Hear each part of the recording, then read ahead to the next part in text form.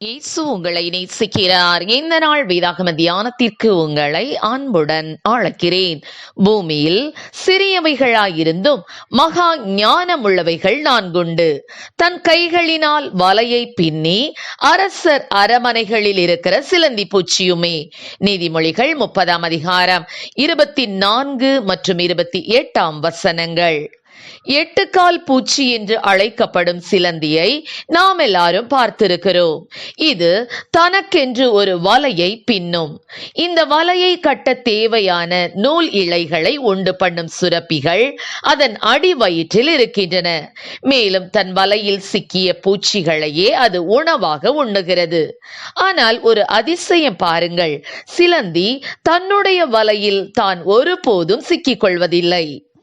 இந்த சிறிய 8 கால் பூச்சிக்குள் இவ்வளவு விஷயமா என்று ஆச்சரியமாக இருக்கிறதல்லவா?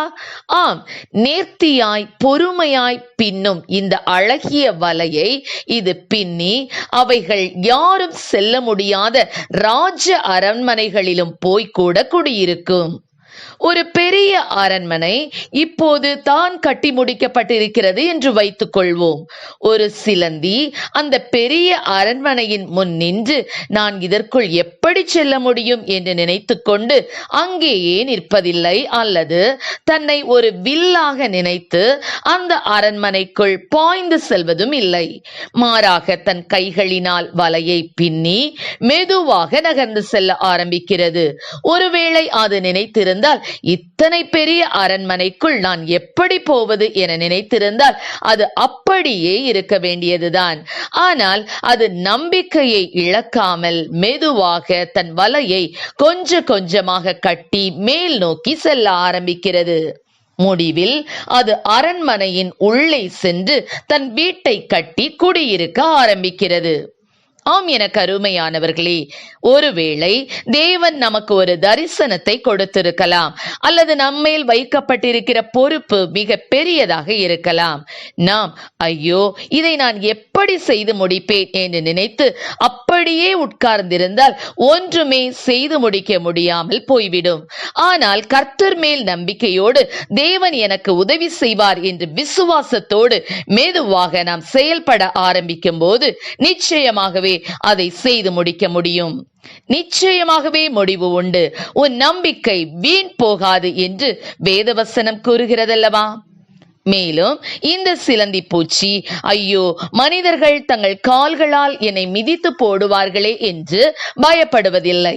எத்தனை பெரிய மனிதர்கள் வந்தாலும் பயமே இல்லாமல், தன் கூட்டை கலைத்து விடுவார்கள் என்ற பயமும் இல்லாமல் அது தன் காரியத்தில் கண்ணாக இருந்து வலையை கட்டி முடிக்கிறது.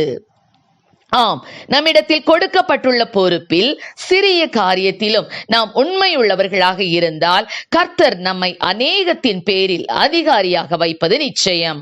ஐயோ மற்றவர்கள் என்ன சொல்லுவார்கள், ஒருவேளை என் தரிசனத்தில் குறுக்கே வந்து நிறுத்தி விடுவார்களோ என்று பயப்பட வேண்டிய அவசியம் இல்லை.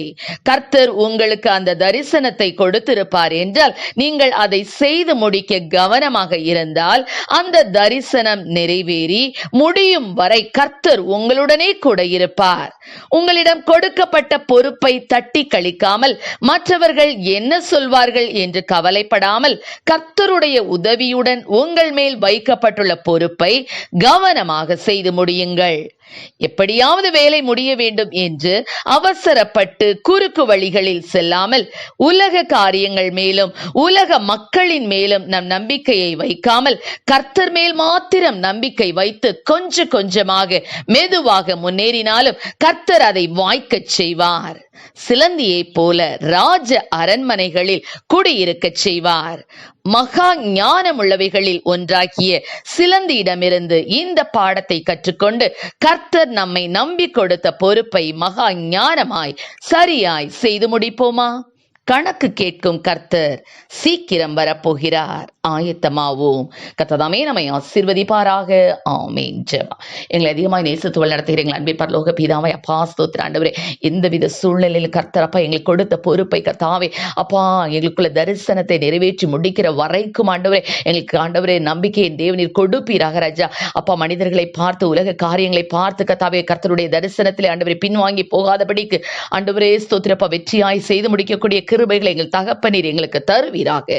ஆசீர்வதியும். இயேசுவின் நாமத்திலே ஜெபிக்கிறோம் நல்ல பிதாவே. ஆமென்.